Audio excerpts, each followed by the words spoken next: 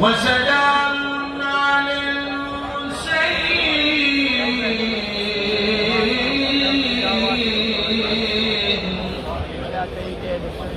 والحمد لله رب المحسنين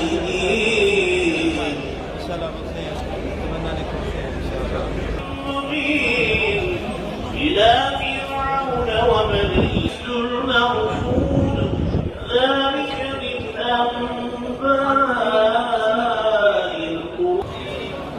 سبحان ربك رب العزة عما العالمين أعوذ بالله من Birincisi, Allah dostlarına asla korku yoktur. Onlar üzüntü de ön tarafa doğru hareket etmeyelim. Herkes olduğu yerde kalsın lütfen. İstirham ediyoruz lütfen.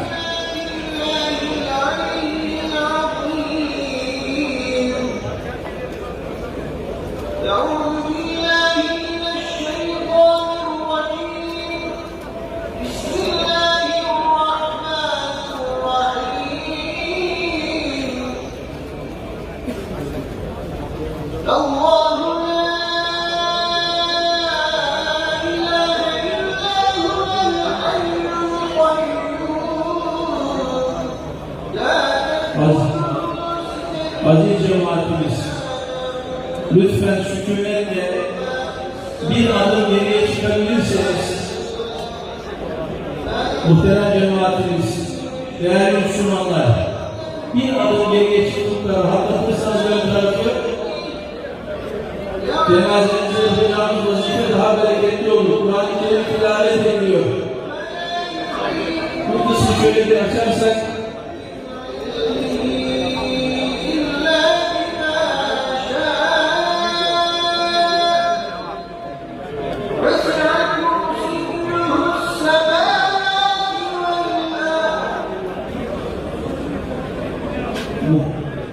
muhterem cemaatimiz, bir adım geriye çıkarsanız vazifemizi en arkada bekleyen kardeşlerimiz uzun vakittir güneşin altındalar. Öndeki kardeşlerimiz vazifeyi kolaylaştırırlarsa hep birlikte güzel bir şekilde hocamızın mürşidimizi, cenaze namazımızı Mahmut Efendi hocamızın oğlu Ahmet Usta Osmanoğlu hocamız kıldıracaklar. Hep birlikte niyet ediyoruz. Allah için namaza, Resulullah sallallahu aleyhi ve sellem Efendimiz için salavata, meyyit için duaya, uyun hazır olan imama. Muhterem mürşidimizin oğlu Ahmet Usta Osmanoğlu hocamız cenaze namazımızı kıldıracak. Namazın akabinde Mahmut Eren hocamız tezkiyesini yapacaklar. Resulullah sallallahu aleyhi ve sellem Efendimiz için salavata, meyyit için duaya, uyun hazır olan imama, her kişi niyetine. Allahu Ekber. Allahu Ekber. Allahu Ekber.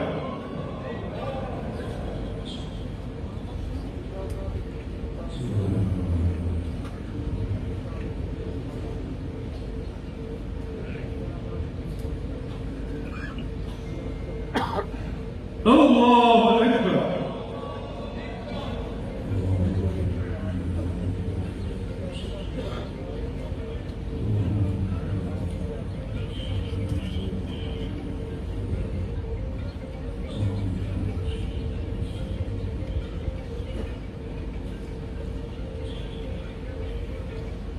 Allahu Ekber. Esselamu Aleyküm ve Rahmetullah. Esselamu Aleyküm ve Rahmetullah.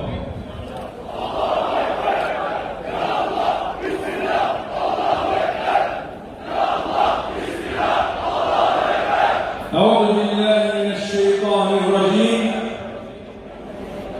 بسم الله الرحمن الرحيم. الحمد لله رب العالمين، والصلاة والسلام على سيد المرسلين. استعين بالله. إن الذين آمنوا وعملوا الصالحات سيجعل لهم الرحمن ودا. صدق الله العظيم. وقال رسول الله صلى الله تعالى عليه وسلم: إن الله إذا أحب عبدا دعا جبريل فقال: يا جبريل، إني أحب فلانا فأحبه. صدق رسول الله ونبأ حبيب الله. Cemaat-i Müslümin, İhvan-ı Hırkatın Fatihası, Nübüvvetin Hatimesi, İnsül Cinnin Efendisi Hz. Muhammed Mustafa sallallahu aleyhi ve sellemin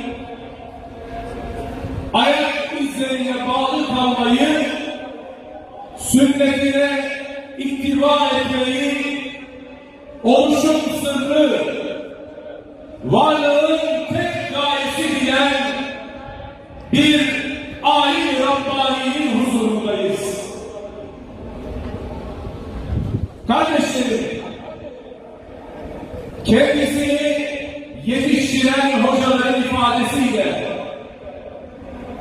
Boğaz Köprüsü'nde iğne ucu kadar bir çatlak olsa bütün hocalar oradan geçmeye fetva verseler bu Mahmut asla oradan geçmeye fetva vermez diyerek dinini tavizsiz yaşadığına dair hakkında şehadet edilen birisi o.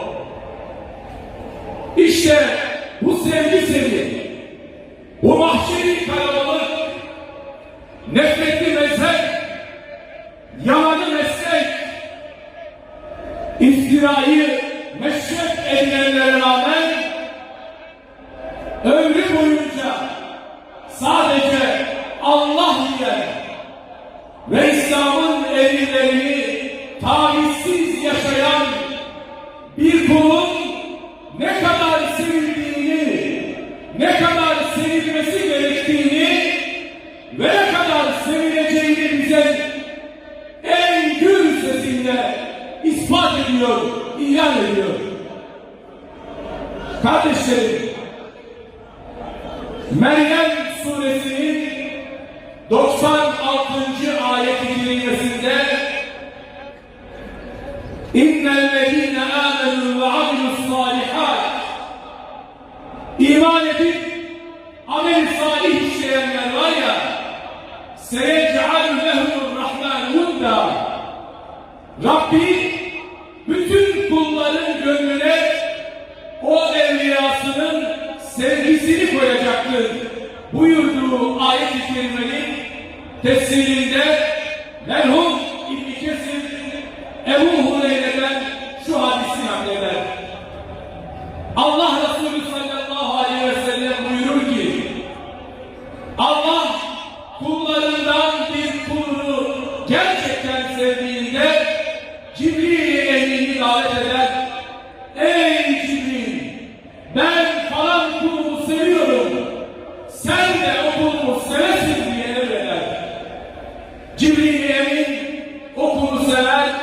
ve sonra bütün ehli semaya, ey ehli sema, Allah falan kulunu seviyor der ve bütün ehli sema hep beraber onun sevgisini kuşanırlar. Sonra bütün yer ehlinin arasında Allah tarafından o sevgiyi kabul görür.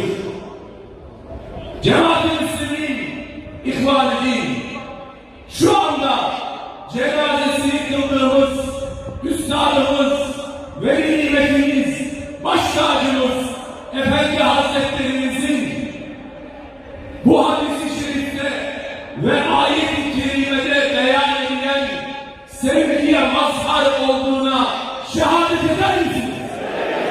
Şehadet eder misiniz? Şehadet eder misiniz? Dört mezhebin müftüsü Ali Haydar Efendi Kaddesallahu sırrahından tevarüz eden manevi yükün ağırlığı üzerindeyken bir gece teheccüd namazını kıldıktan sonra ellerini alemlerin Rabbi olan Hazreti Allah'a açıyor ve şöyle niyaz ediyor, şöyle nazlanıyor: ey Allah'ım, şayet bana yardım edersen hayatta olduğum müddetçe, ayakta olduğum müddetçe senin dinini, kitabını, peygamberinin sünnetini daima baş tacı edeceğim, ayaklar altına düşürmeyeceğim diye samimiyet pazarlığında bulunuyor. Cemaat-i Müslümin, İhvan-ı Din, şimdi huzurunda bulunduğumuz bu Rabbani alemin bir ömür Allah'la yaptığı samimiyet pazarlığına, sadakat gösterdiğine şehadet eder misiniz? Şehadet eder misiniz? Şehadet eder misiniz? Tek sermayesi ilim, amel, ihlas olan bu nasıl kul? İslam'ın sadece kelamdan ibaret olmadığını, belki onunla beraber İslam'ın bir aşk, bir heyecan, bir sevgi, bir muhabbet ve birlik dini olduğunu hepimize talim ettiğine şehadet eder misiniz? Şehadet eder misiniz? Şehadet eder misiniz? Ebu Hureyre radıyallahu anh buyuruyor: Zeheben nas ve bakiyen nesnas. İnsanlar göçüp gittiler. Geriye sadece insana benzeyenler kaldı buyurduğu bu çağda. Bize paranın geçtiği ama asla hükmetmediği yeni bir dünya bahşedildi. Sonu yalnızca nedamet olan, pişmanlık olan, üzüntü olan, nihayeti olmayan dünya isteklerinden bizi azat edin, bizi kurtarın. Tek gayenin hak, tek vazifenin İslam'a sadakat, en büyük sermayenin ise hakikat, en doğru yolun ehl-i sünnet ve cemaat olduğunu haykırdığına ve bir ömür bunun için çalıştığına şehadet eder misiniz? Kendisini tanımayanların yahut tanıyıp sesine, sözüne kulak vermeyenlerin mahrum, onu sevenlerin, ona gönül verenlerin, onun izinden gidenlerin mesut ama bir o kadar da mahzur olduğu Allah'ın bu nasıl kuluna haklarınızı helal eder misiniz? Haklarınızı helal eder misiniz? Haklarınızı helal eder misiniz? Bizleri günahlarımızla, kusurlarımızla, ayıplarımızla, dikenlerimizle kucaklarken kanayan ellerine rağmen yüzü daima bir tebessüm bahçesi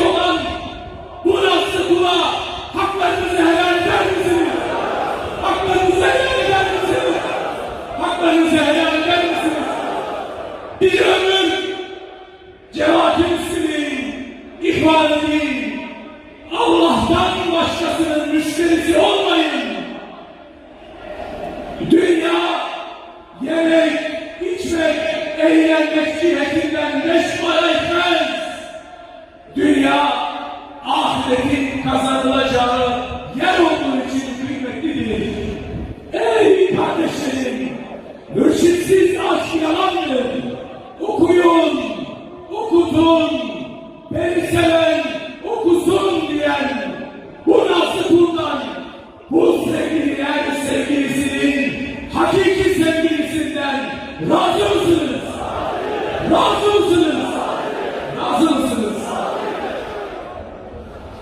Allah şehadetlerinizi, helalliğinizi kabul eylesin.